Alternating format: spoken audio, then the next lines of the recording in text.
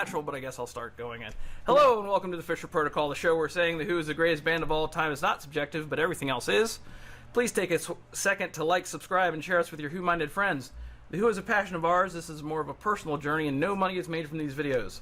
So liking and subscribing lets us know we are not alone in Who land. Constructive feedback is always welcome, either in the comments below or on Twitter and Instagram at Fisher Protocol, where I spout sometimes Who-related material. I'm Ethan. Today I'm joined by my best Who friend Tom. We do not claim to be experts, just two of the guys who like to talk about the greatest rock and roll band of all time, The Who. Hey, Tom. What's up, Ethan? I see we're not alone. No. Hey, hi guys. Hey. Today we have a special guest. We have Bets out of... we asked for your submissions for new co-hosts. We got over 1 million submissions. We whittled it down to Bets. And they picked me.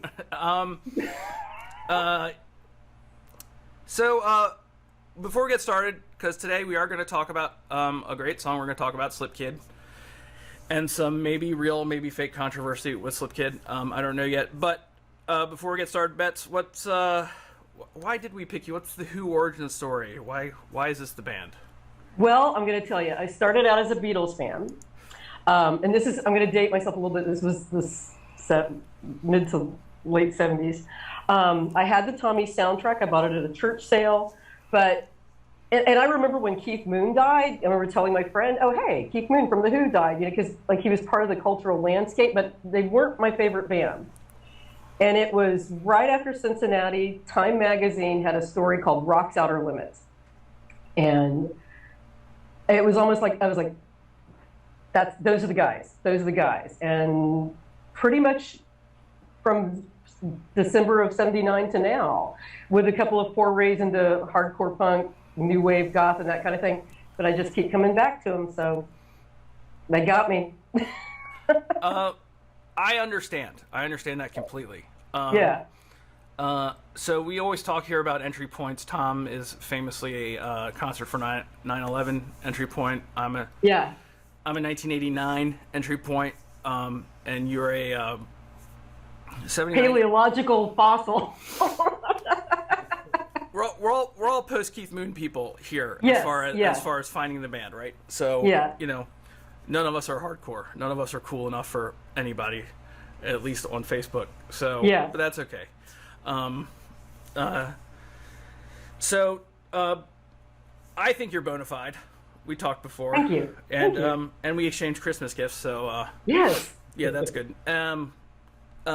So I guess before we get started on Slip Kid, I just want to review where me and Tom anyway stood on Who by Numbers and where it is in your list of albums, because I looked at our old ranking, Tom, and given that we haven't really done a straight review of Who's Next or Tommy or a quick one yet, maybe we did Who's Next. The Who by Numbers is our second favorite Who album.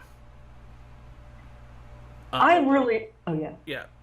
So that's just where me and Tom, where we have Quadrophenia and the Who by Numbers. Of course, we didn't do Who's Next yet or anything. So where is it for you, Beth? I'm going to say a solid 4. And for a long time, I dismissed it as kind of like, I used to call it the Who Are Not Well, because the songs are like kind of a downer. But I would say now it's a 4. I think my favorite is, I'm going to say Who's Next is my favorite. Who Sell Out, second favorite. Quadrophenia, third. Who by Numbers, 4. Right. Definitely a solid 4 for me. Solid list. Yeah. Tom, do you remember what we said? I know I personally like. It's one of my favorites, with songs like Slip Kid, with Dreaming from the Waist, with Blue, Red, and Gray, with However Much I Booze, and with In a Hand or Face. Oh yeah, no, it's underdog song after underdog song, and they're all amazing. And I said this before. If I have any problem, it's the Raspberry and They're All in Love. It really. I don't like the Raspberry and They're All in Love. But okay, so I was perusing my favorite, absolute favorite place to go, place where only happy things go down, only nice people, is to the Who Facebook groups. but every once in a while there's a real a good piece of information there that kind of floors me. And Daniel Robert on January 5th at 10 p.m. and shout out to Daniel. I got his permission to say his name here. I'm not going to say anyone else's name. In one of the Who Facebook fan pages said, "Call me insane, but I don't think Keith is playing drums on Slip Kid. I was just listening to By Numbers tonight, and it suddenly dawned on me that there's not one fill in that song, not one. Even when Keith was at his most reserved in the studio, he could never resist at least one fill. So for that reason, I think it may have been Kenny Jones or even Pete, who is fairly a good drummer himself. Thoughts, people?"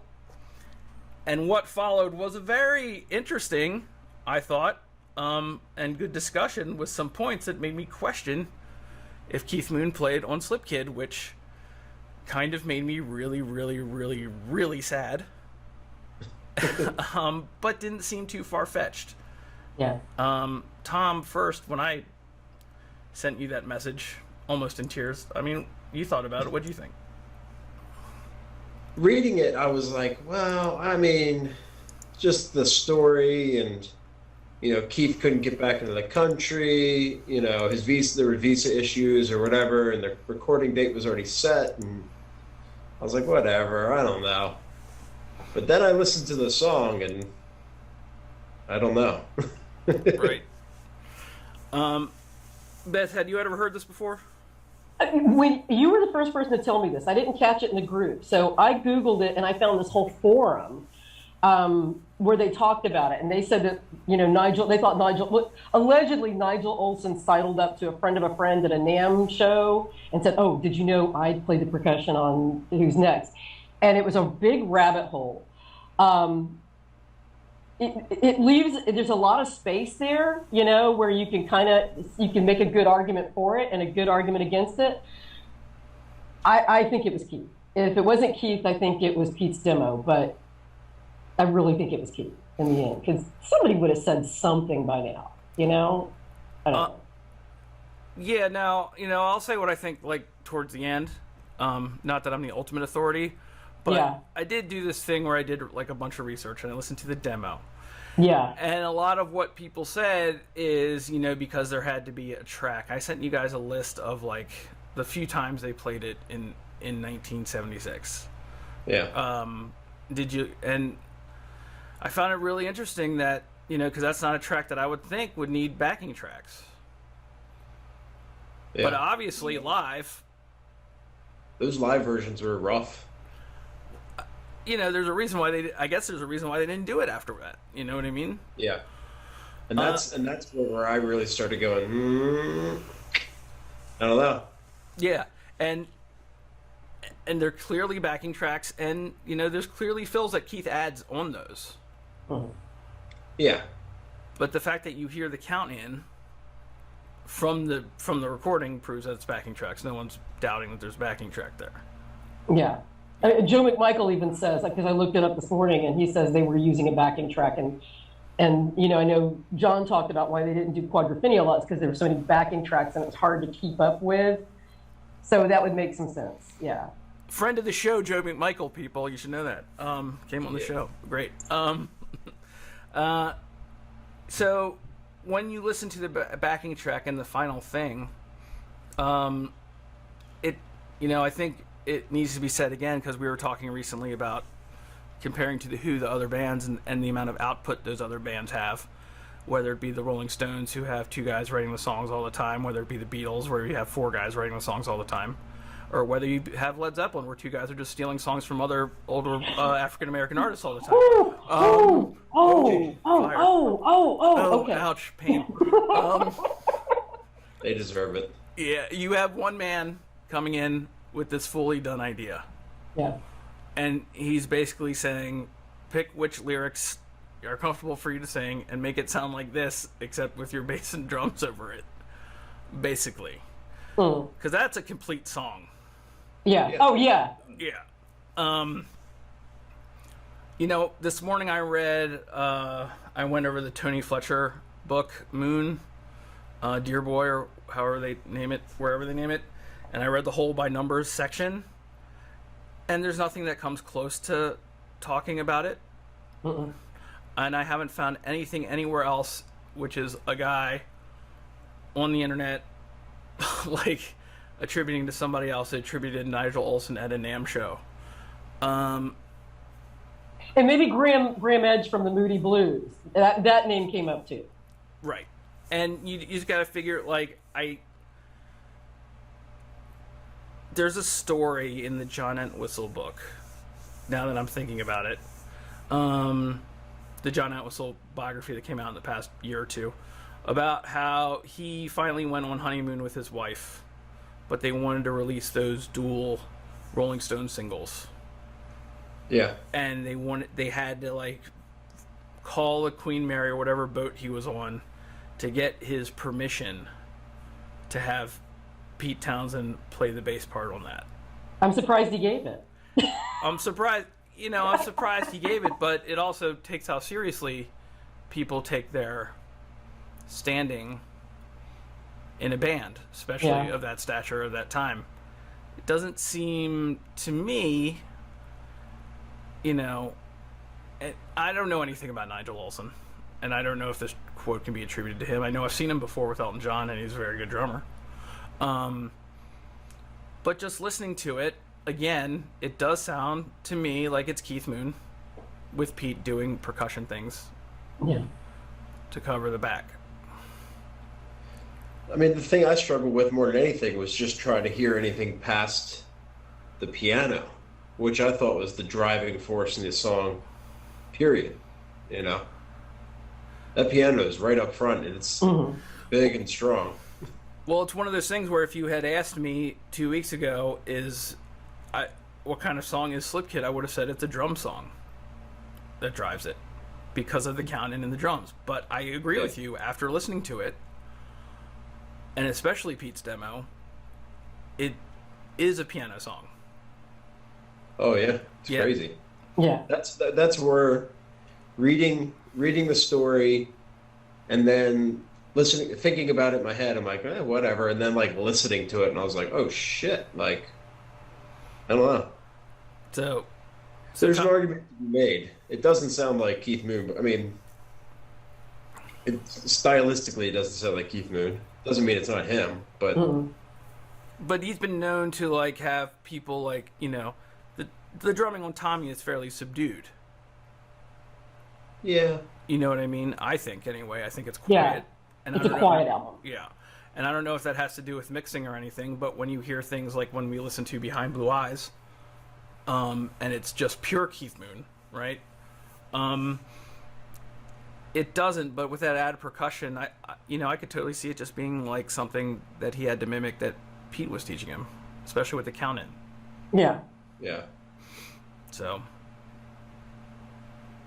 Tom. I don't know. I mean, the live thing, they played Slip Kid live 6 times or something on that tour, and then bounced it. Right.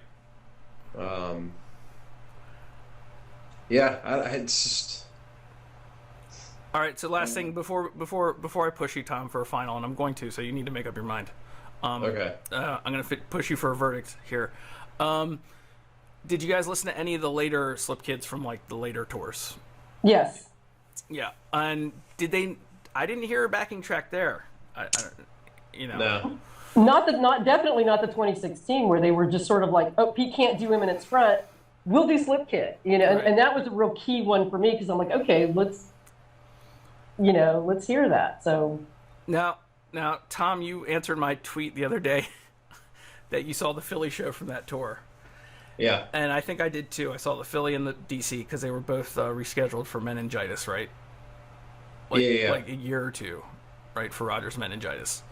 The reason I went to the Philly show because it was scheduled to be the last show of the tour. And I was like, cool, maybe it's, you never know when they're done. Right. I was like, all right, well, if I have to pick between DC and Philly, and Philly's the last show, I'll go to that one. That was the first scheduled. It didn't matter. That was the first time I spent big money. I got the what was it? The package with the sound check and all that kind of stuff. And Pete didn't show up for that show for the sound check because his throat hurt. The DC one. And so when it came time to perform and it was time for Eminence Front, they did Slip Kid. Yeah. It was like, God had answered my prayers. But anyway, he talks about it in that 2008 clip. I don't know if you saw it, where they just start playing it, and Pete just plays it on guitar. It was the first time I was ever actually to figure it out, because he played it on guitar. Almost folky. This is just a little Slip Kid side note. It has nothing to do with anything. I'm just very happy I got to see it live. Do you think they count it? I mean, they're definitely probably playing to a track in their ears, though, right? I don't know. I mean, Frank Symes, right? He seems to have everything down on the musical direction. Oh, yeah, I know that. Do you know what I mean? Between Frank Symes and Zach Starkey, I don't know. They just They might not need it. They might not need it. They might be that good. That good, I mean? yeah. I think they are. So, we have thought about it. We have listened. I've heard lots of hearsay, or who-say, as it may be. Oh, dad jokes. I think Keith Moon played drums on Slip Kid. Betsy? I think he did. Oh, sorry. Yeah, go ahead. I'm going with that with a healthy dose of Pete's demo. Tom. Yeah, I'm with Betts there. I think, I think it is Keith. I think it's probably a lot of Pete. I won't go as far as to say that Nigel, was it? Yeah, is it Nigel Olsen? Mm-hmm. Yeah. I have no doubt there's a good chance that he was in the studio, that he helped out, he tried it. Maybe they didn't use the take, maybe, whatever, but I think there could be two truths here. And,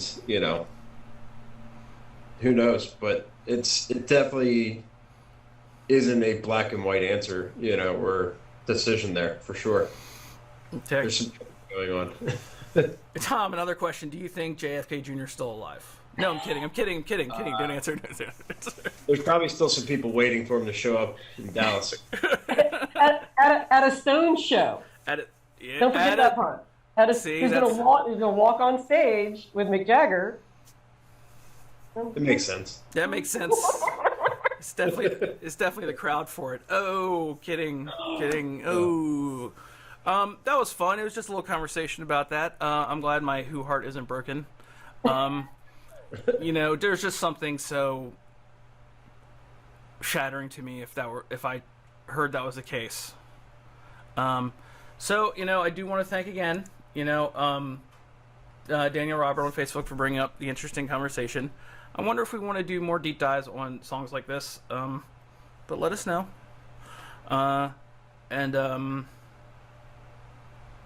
Thanks for coming, guys. Thank you for having me. This was I totally an honor. Yeah. Because I wear my friends out. If I'm like, let's talk about the Who, and they're like, oh God, no, we don't want. Well, you know why we do this here, right? We both have ladies at home, and they don't want to talk. They don't want to hear us talk about the Who anymore. Yeah. I have very patient friends, but they get their limits sometimes. So yeah, and then you're like, oh, this reminds me of that one time, and I'm really into the show Lost.